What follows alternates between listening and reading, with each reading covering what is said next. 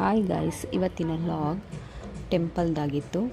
ನಮ್ಮ ಬೆಂಗಳೂರಿನಲ್ಲಿರುವ ಉತ್ರಳ್ಳಿ ಗುಬ್ಲಾಳ ಹತ್ರ ಇರುವ ಪ್ರತ್ಯಂಗಿರಿ ದೇವಸ್ಥಾನಕ್ಕೆ ಅಂತ ಹೊರಟಿದ್ವಿ.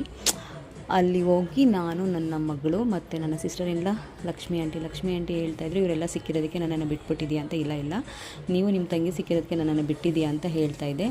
ಸರಿ ಅಂತ ಹೇಳ್ಬಿಟ್ಟು ಟೈಮ್ ಆಯಿತು ಅಂತ ಬೇಗ ಕೈಕಾಲು ತೊಳೆದು ಗರ್ಭಗುಡಿ ಒಳಗಡೆ ಹೊರಟ್ವಿ. ಹೋಗಿ ಅಲ್ಲಿ ಸರಿ ನಿಂಬೆಹಣ್ಣು ತೊಗೊಳ್ಳೋಣ ಅಂತ ಹೇಳ್ಬಿಟ್ಟು ಎಲ್ಲಿ ಸಿಗುತ್ತೆ ನಿಂಬೆಹಣ್ಣು ಅಂತ ನೋಡ್ತಾಯಿದ್ದೆ.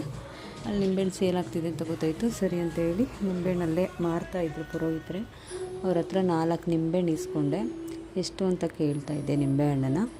ಅವ್ರು ಹೇಳ್ತಿದ್ರು ಒಂದು ನಿಂಬೆಹಣ್ಣು 8 ರೂಪಾಯಿ ಅಂತ. ಸರಿ ಅಂತ ಹೇಳಿ 4 ನಿಂಬೆಹಣ್ಣು ತೊಗೊಂಡೆ. ಸರಿ ಅಮೌಂಟ್ ಕೊಡೋಣ ಅಂತ ಹೇಳಿ ಕೇಳಿದೆ. ಅವರು ಚೇಂಜ್ ಇಲ್ಲ ಅಂತ ಹೇಳಿದ್ರು. ಸರಿ ಅಂತ ಹೇಳಿಬಿಟ್ಟು ಗೂಗಲ್ ಪೇ ಮಾಡೋಣ ಅಂತ ಹೇಳಿ ಫೋನ್ ತೊಗೊಂಡು ಗೂಗಲ್ ಪೇ ಮಾಡಿ ತ್ರಿಶೂಲ ಹತ್ರ ಬಂದು ತಲೆಗೆ ನೀಡ್ಸ್ಕೊಂಡು ನಿಂಬೆಹಣ್ಣು ದೃಷ್ಟಿ ತೆಗೆದ್ಬಿಟ್ಟು ಅಲ್ಲಿ ಚುಚ್ಚಿದೆ ನಾನು.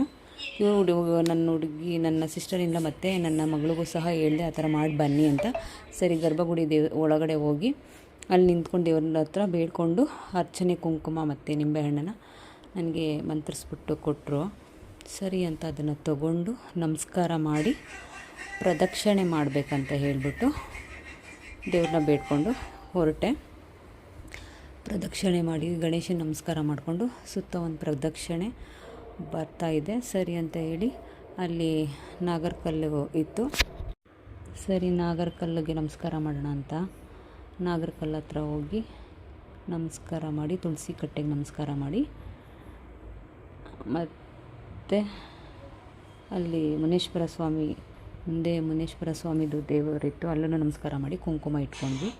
ಅವರು ನನ್ನ ತಂಗಿ, ನನ್ನ ಮಗಳು ನನಗಿಟ್ಲು, ನಾನು ಅವಳಿಗಿಟ್ಟೆ ಕುಂಕುಮ ಇಟ್ಕೊಂಡ್ಮೇಲೆ ಮತ್ತೆ ಒಳಗಡೆ ಹೋದ್ವಿ.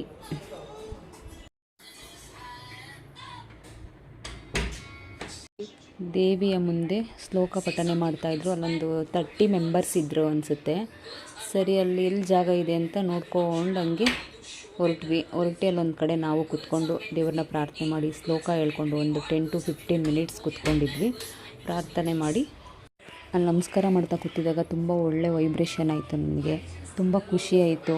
ನಿಮ್ಗೆ ಏನಾದರೂ ದೃಷ್ಟಿ ಆಗಿದ್ದರೆ, ತುಂಬ ಮನಸ್ಸಿಗೆ ನೋವು ಅನ್ನಿಸ್ತಿದ್ರೆ ಇಲ್ಲಿ ಬನ್ನಿ ಪ್ರತ್ಯಂಗಿರಿ ದೇವಸ್ಥಾನಕ್ಕೆ.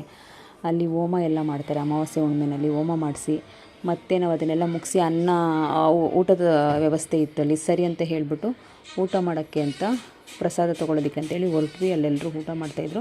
ಅಲ್ಲೇ ತಟ್ಟೆ ಇಟ್ಟಿರ್ತಾರೆ ಎಲ್ಲರೂ ಊಟ ಮಾಡಿ. ಸರಿ ಅಲ್ಲಿ ತಟ್ಟೆಗಳು ಎತ್ಕೊಂಡು ನಾವೇ ಮತ್ತೆ ತೊಳ್ಕೊಂಡ್ವಿ ತಟ್ಟೆನ. ತುಂಬ ನೀಟಾಗಿ